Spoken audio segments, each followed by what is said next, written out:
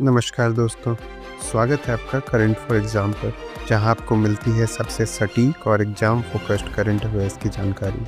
आज हम आपके लिए लाए हैं फरवरी के पहले सप्ताह की वन लाइनर करंट अफेयर्स, जो आने वाली प्रतियोगी परीक्षाओं में आपकी सफलता की कुंजी बनने वाली है। तो बिना टाइम वेस्ट किए स्टार्ट करते हैं।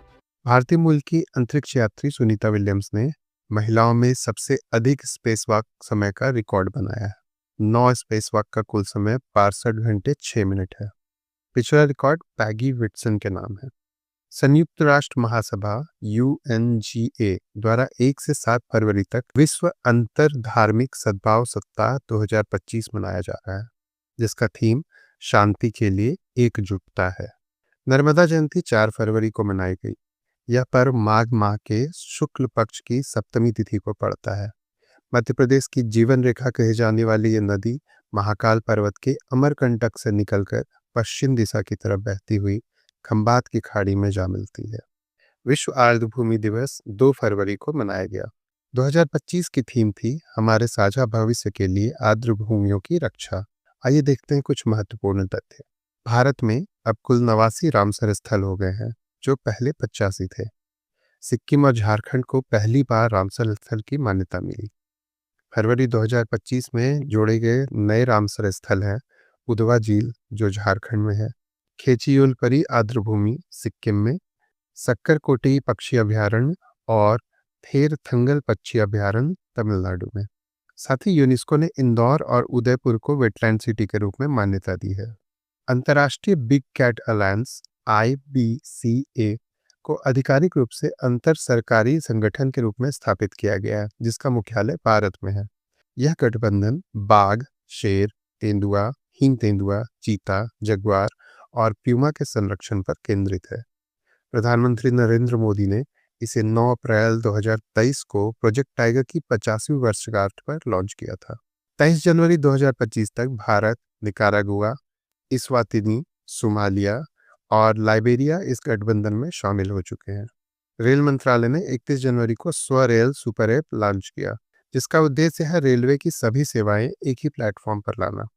मारुति सुजुकी इंडिया लिमिटेड ने हिताशी टेकाउची को फिर से अगले 3 सालों के लिए MD और CEO नियुक्त किया है।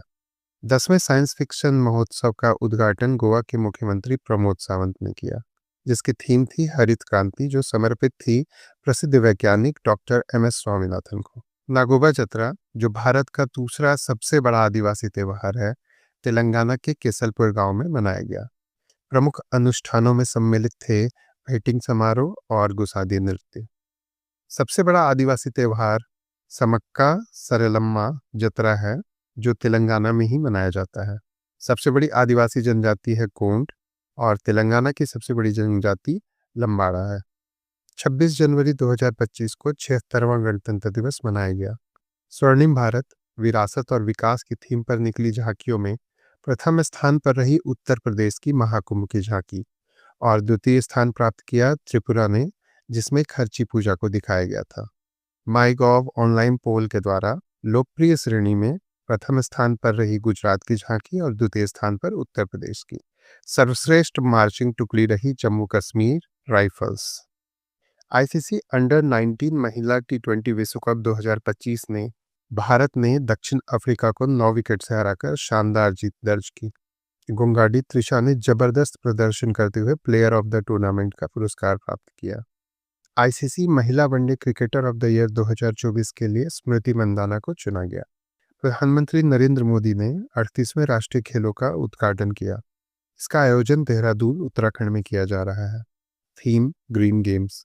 राष्ट्रीय खेलों का पहला संस्करण 1924 लाहौर में आयोजित किया गया था, जो ब्रिटिश भारत के अधीन था। स्वतंत्रता के बाद पहला संस्करण 1948 में लखनऊ में। सबसे सफल राज्य SSCB सेवा खेल नियंत्रण बोर्ड। पिछले संस्करण की मेजबानी की थी गोवा ने और एक ही संस्करण में सर्वाधिक पदक महाराष्ट्र ने जीते हैं। BSF ने ऑपरेशन सरधवा राजस्थान में भारत पाकिस्तान सीमा पर आरंभ किया। भारत अपनी पहली मानव पनडुब्बी लॉन्च करने वाला देश बनने वाला है।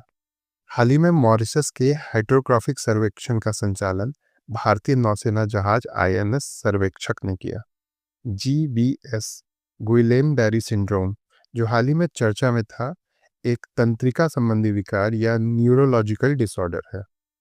पहला रायसीना मध्य पूर्व सम्मेलन 28-29 जनवरी 2025 को अबू धाबी में आयोजित हुआ, जिसमें मुख्य अतिथि थे विदेश मंत्री डॉक्टर एस जयशंकर। एथलीट में सबसे उम्रदराज जीवित ओलंपिक स्वर्ण पदक विजेता ग्रेग बेल का 25 जनवरी 2025 को 94 वर्ष की उम्र में निधन हो गया। 1956 मेलबर्न ओलंपिक में उन्होंने लंबी कूद में स्वर्ण पदक प्राप्त किया था। न्यूजीलैंड की संसद में एक ऐतिहासिक कानून पारित किया गया, जिसके तहत माउंट तारानाकी को इंसान का दर्जा मिला है, जो वहाँ की जनजातियों द्वारा पूज्य स्थल है। तो दोस्तों, ये थी फरवरी के पहले सप्ताह तक की सबसे ज़रूरी करंट अफेयर्स, जो आपके एग्जाम में आपके नंबर बढ़ा सकती है। याद रखिए, मेहनत आपकी, गाइडेंस हमारी, तो सफलता निश्चित ही मिलेगी। अगर आपको यह वीडियो इन्फॉर्मेटिव और हेल्पफुल लगी तो लाइक करें, शेयर करें और कमेंट में अपने सुझाव देना ना भूलें।